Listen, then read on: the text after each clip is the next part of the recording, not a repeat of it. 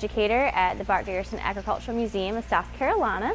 I am working with an awesome group for summer camps this year. We've had two Young Kids Summer Camp, which was Life for a Child in the 19th century, and then our Rising 4th, Rising 7th graders Farm Life Through the Ages Summer Camp. A lot of things I really enjoy doing here. For example, today we're going to be making soap, which is over a fire, which is super awesome. They're learning how to dance. We get to do a lot of fun activities that are hands-on, but they're also learning. Another one that I did yesterday that I actually led was herbal remedies and edibles out in the woods. So again, it's a survival technique, but also to know what berries, what plants to be able to munch on and it be okay. So being that hands-on for the kids, they got to try some different plants. So it was really cool. I'm thinking, we actually have a mixture.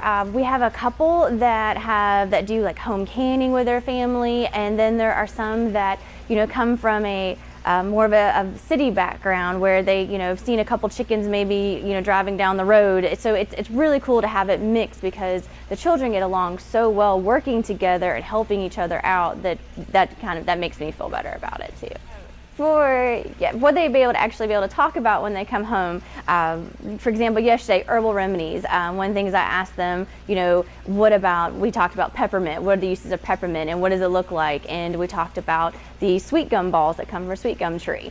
Some people think them a nuisance, but actually they have a great purpose. And so they're like, oh, I'm gonna go tell my parents because we have these 3 trees in our yard and we can actually use them now. So being able for them to take home little tidbits that we teach them throughout the day and tell their parents, that makes it where they're actually having a learning experience at the same time.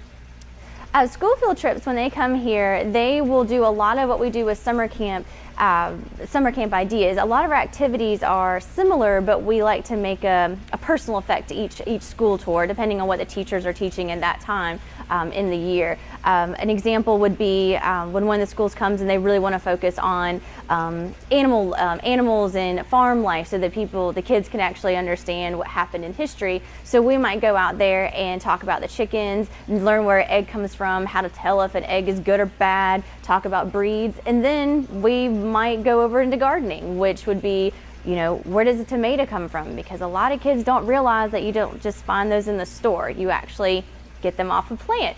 So they can actually go out there and look at the tomato plants, or they can look at the squash. And that's something that's really cool because they are able to relate that when they see it. They're able to actually make that connection in the grocery store.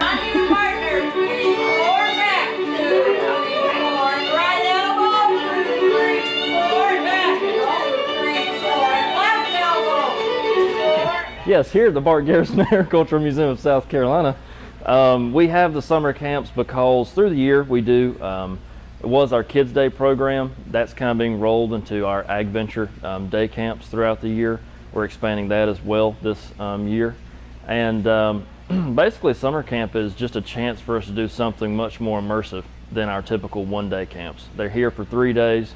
We encourage all attendees to come all 3 days because there's continuity with each day, and we just can expand what we do with the children, the type of activities that experience time constraint throughout the year. We can really go whole hog on it at summer camp. So we get to do a lot of fun stuff. Everything is hands-on. Absolutely every activity, indoor and out, for summer camp is hands-on. So it's just a really fun way to do a little bit more. This is our second camp of the year. This one is for older kids, rising 4th through rising 7th grade. So they need to have had 3rd grade under their belt. It is our 3rd year in a row doing this camp. We do a different theme each year, and this year's theme is Farm Life Through the Ages. So last year was Survivor Camp.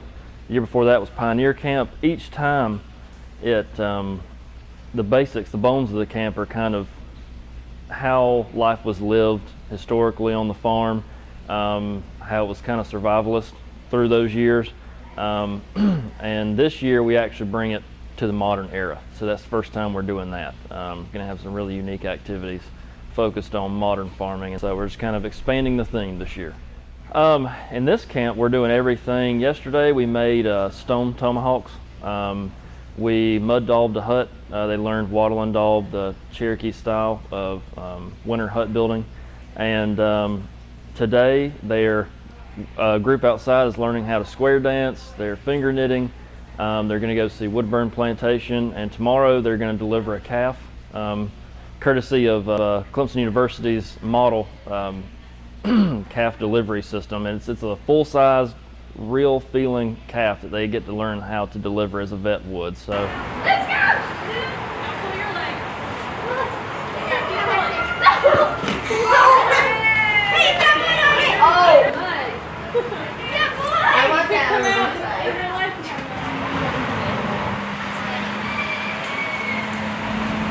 And then they're going to experience our combine simulator. So they're going to actually get to drive a tractor, virtual reality, and do a little bit more on the technological edge. So it's going to be absolutely a little bit of everything. As I mentioned, we are expanding our educational outreach this year.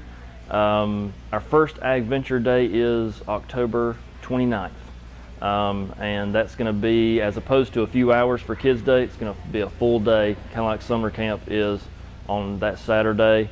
We're going to do that quarterly through the year, and then next year we're going to expand to 2 summer camps for kids this age, rising 4th to rising 7th. And that will be 1 in June, 1 in July, dates to come, and then we'll have a 3rd camp for younger children, which is ages 6 through 8 next year. So just kind of keep your eye out for what the Ag Museum is doing. We'll be on Facebook, Instagram, and some other platforms, and we'll let folks know. Contact myself or museum educator Nikki Sailors if you'd like to book a field trip for this coming school year.